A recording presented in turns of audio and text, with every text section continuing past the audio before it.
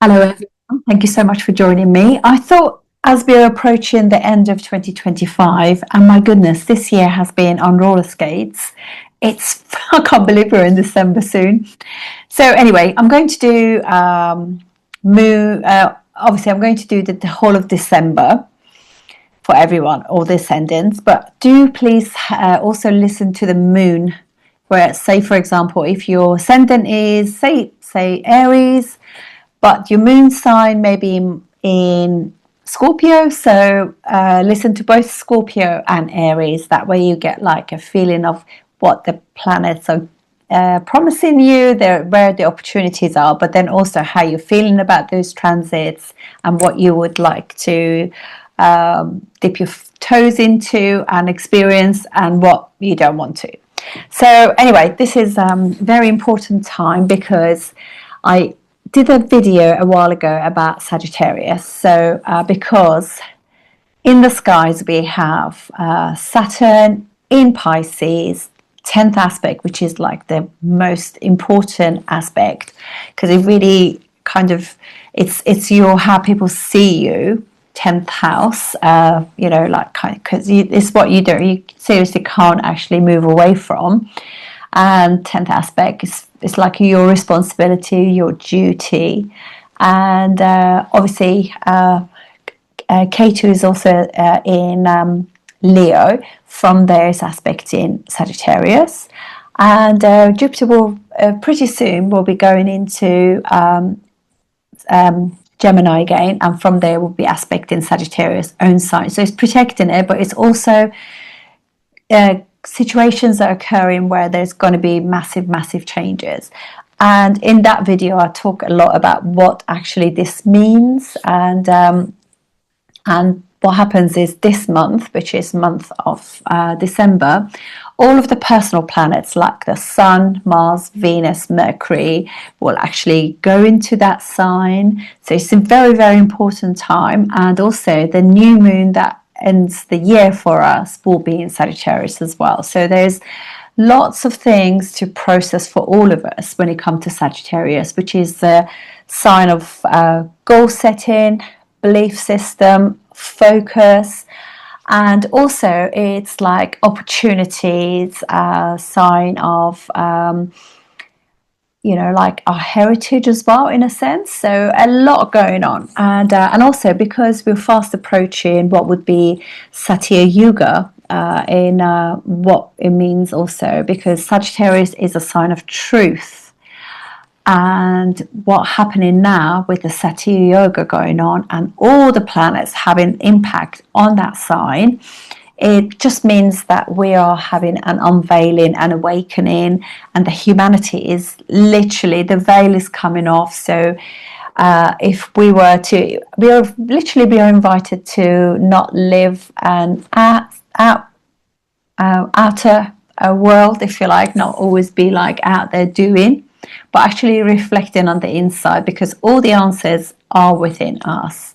So very good, and we can actually smell if there's anything iffy when people are telling us lies, whether it's our friends, family, or colleagues, boss, governments, all of that, we can actually sense it and smell it. So a lot of truths are going to come out, particularly about events that happened in the last 5 years, and also about how the world runs. There's going to be financial systems will be also impacted, politics, leaders,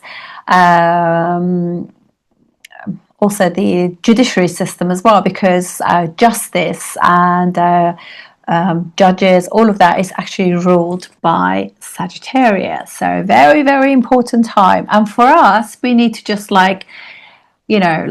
literally observe what's going on in the world, but not really absorb the information, because we need to work on ourselves. The moment we work on ourselves, our outer world becomes more beautiful. So we all live on this beautiful, abundant planet, and we need to learn more about it during this time. And that I wanted to actually just point out too, during this period, basically, which goes on till January, all of the personal planets, which are like Mars, Mercury, Venus, they all combust or become combust at certain times. Like, for example, Venus will be very combust, so would Mars, and actually is in Kazemi, what would be like 2nd of January, I think, 2026. So when Mars is combust, we can be like a bit rash, not really taking time, and use the logical side of Mars. We can do this with haste. We could, with Venus being combust, we could just be like meet people that are completely bad for us, but we just like don't want to see it, you know, like because obviously when you're combust, you're agitated, or we could just have arguments with females or with our loved ones for no reason at all, just be agitated. And Mercury obviously just means that it can affect our skin, our digestive system, our nervous system. With Mars, blood, you know, you could just suddenly see red, as they say. So just be aware of this. We could be triggered during this time. Just really go with the flow. That will be really what I would sort of say is really healthy to do. Just go with the flow. So anyway, but the best thing is when you know these are happening in the sky with astrology, you can kind of like have a really good, you know, you can actually set the pace for everything, which is fantastic. Okay, let's do the ascendants. Let's share this with you.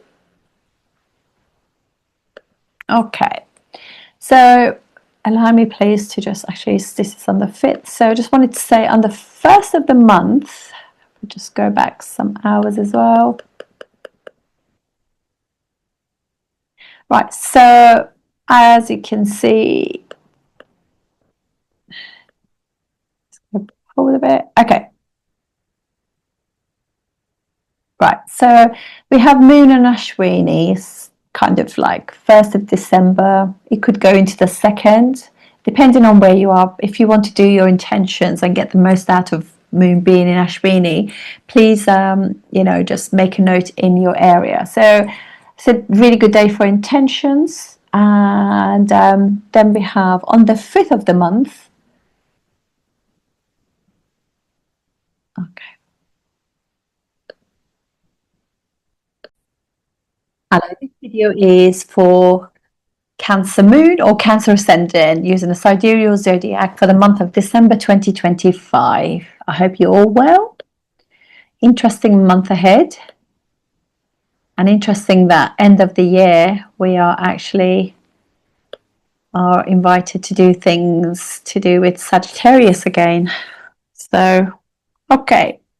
I've already done a video. I don't know if I've mentioned that. I feel as though I'm just repeating myself today. But basically, I did a video a couple of months ago, maybe, or even more, to do with the importance of Sagittarius at this time. And it's going to be very important right to end of, I would say, February 2026, when it actually like goes direct and spiced, you know. So it's very important that maybe even before then, actually, maybe by maybe before then, but just generally, just to let you know that there is things to be done for all of us, all ascendants, all moon signs, to do with Sagittarius, and obviously the sign before that is Scorpio. So all the personal planets will be going through Scorpio. And Scorpio for me is like, I say, the sign that just makes you really face all the things that are just difficult for all of us, whether it's to do with money, relationship with yourself, self-love, things we haven't let go of, inner child, your psyche, you're feeling safe, you're feeling loved, everything, you know, just like this is the sign that all of our personal planets are going to go through, have a little washing machine wash and rinse moment where we let go of things that no longer serve us. And all those personal planets are going to be combust as well. So all of those are going to be purified by the sun and also by the sign Sagittarius, because again, it's a very fiery sign. So it's very much time to go have very, very clear goals. Really think, observe, not absorb, make lists, and really kind of, it's time to like declutter, let go, heal, sort out all kind of debts, karmic debts, ancestral debts. We're just going through all of those. Very good time of the year to do it, because it's just really making you do things properly to really enjoy the fruits that are coming to you. So anyway, let's start. So basically we start with Moon in Ashwini. So we've got three times this month we get the opportunity to manifest our desires, our intentions. So Moon in Ashwini will be twice this month, and Moon in Swati once. So this is occurring on the first and 2nd, depending on where you live in the world. So it's happening in your 10th house. So first house rule in the 10th house. Wow, fantastic Raja Yoga with it as well. And for you guys, just wanted to say your 5th house is Scorpio, and your 6th house is Sagittarius. So just thought I'd just point that out for you as well. So there, lots of focus. All the planets apart from Rahu will go through Sagittarius or have influence on it. So it's mega time for things to do with health, nutrition, detoxing. Detoxing not just your body, your mind, your phone, your just like going and just clearing things, clearing your bin of karmic debts, things like that, and kind of reflecting on the arguments or discords that might have occurred between you, friends, or whatever, children, etc., and really kind of work on them and get them sorted, So basically that's the first, and now I'm going to go on to the 4th of the month. Okay, so we have now what would be like in your 11th house, first house ruler in the 11th house, is having what would be literally, this is for you, is your basically full moon occurring in your 11th house of gains, and also elder sibling and qualifications, networks, etc. So you're shining amongst those people. You got to remember that you got Jupiter on your 1st house. So Jupiter is your 6th house ruler in the 1st house. You are really invited to deal with all kinds of things to do with your well-being, So because Jupiter rules your 6th and 9th house, so your belief system, arguments with your dad, not sort of like wanting to do your education, your higher education, all that kind of thing, travel, belief system, religion, all of those are really on your mind, and you have to work on those, because Jupiter, although it goes retrograde, will be coming forward again, and it will be back in Cancer again. So, and then we have next day, Jupiter goes into your 12th house. So it's like 6th house ruler now in the 12th house. So you could be working remotely, behind the scenes, but Jupiter and Moon together, good friends, but not in a friendly signs for either of them. But Jupiter is actually blessing your 6th house, so it's nice and strong. So any sort of things to do with you working hard, but you're kind of enjoying it too. So and then we have, let's go. Okay, so now Mercury is in your 5th house.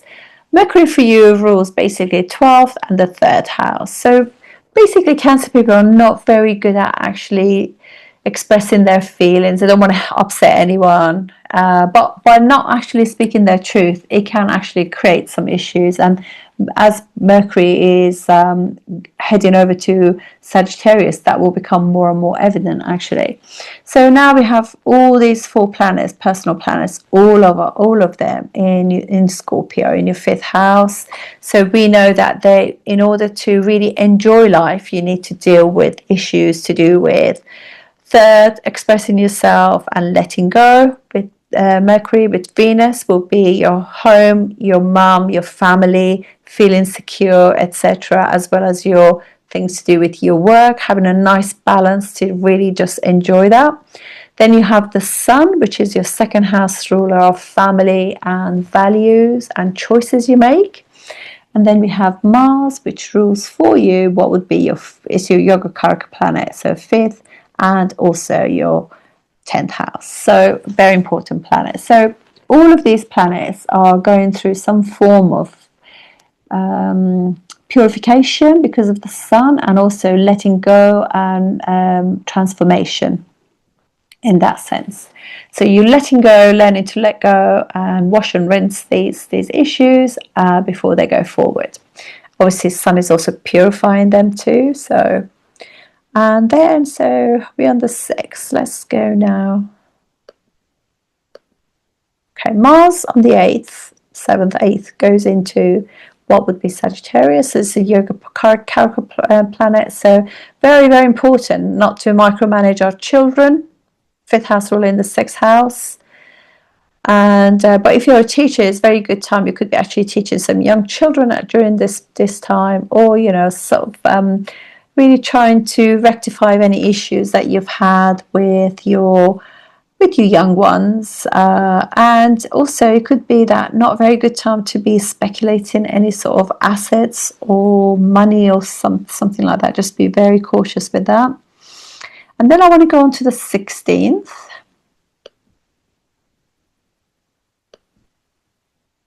Actually, let's go with the day before. Now we have Moon on the 15th. We have Moon in Swati. That's a second time this month we get a chance to actually put our intentions out. And then Mars and Sun are conjunct now together in what would be your 6th house. So Sun and Mars, both of them do quite well in the 6th house because they're both planets that are just like malefic. So they can literally work through your difficulties and things to do with work and service and nutrition and sports and exercise, everything like that. Nutrition really gives you the energy and the will to get on with that, really. So that's and look at that, they're both in Mula, but there's a big influence on Mula, which is, I will explain what sort of nakshatra it is in a moment. Right, let's go now to the 19th. Okay, 19th, we have a new moon in your 6th house. So we know that there are things that we have to really kind of, like really think, really kind of, because Moon is your 1st house. So are you actually creating your own issues? Are you creating issues with family and children, etc.? So we're really kind of really thinking about these, and what it does, this new moon with having Jupiter also aspect in it, really helps to actually think.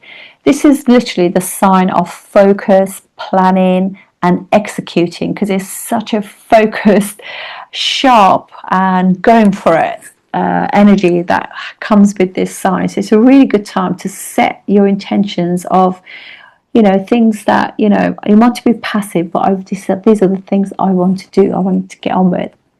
And then Venus comes into, so basically now we have Jupiter aspecting Venus, Sun, Mars, and Moon, and planets are all combust. So they're going through purification, regeneration in a sense. With that comes that, but we were just much more focused and energetically we put more energy into it.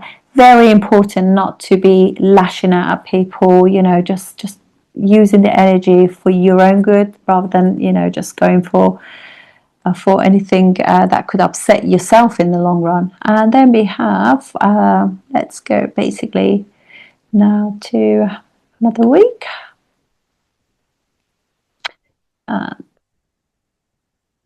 Okay, so basically we end in the month with Moon in Ashwini again, so last day of actually putting your intentions out, and also when your 1st house ruler is in the it's in a friendly sign in the 10th house, people trust you at work, they love you, you enjoy working with them as well. Now we have Mercury combust, Venus and Mars, all of them in actually they will all be in Mula, and Mula is basically the nakshatra before Purvashada, and this is all about like getting to the root of things, you know, like building things from foundation up rather than doing like a superficially going through decluttering. No, you actually take the cupboard and just like get everything out, clean it, and just work through every single piece of paper and action them, whether it's to go to the bin or to be like actioned at some point. So this is what this Mula is all about. And actually, although it doesn't show it then, because I don't want to change the time because it changes the ascendant, but they will all go through Mula. So very important time to do that, and that's what your focus should be really. It's a time for really putting your house in order and getting the best out of intelligently navigating through life, planning, focusing, and putting it into action, which is what it's all about. And that's how we finish the year. So happy New Year to all of you and happy Christmas. Thank you so much for your support. Much appreciated. Bye for now.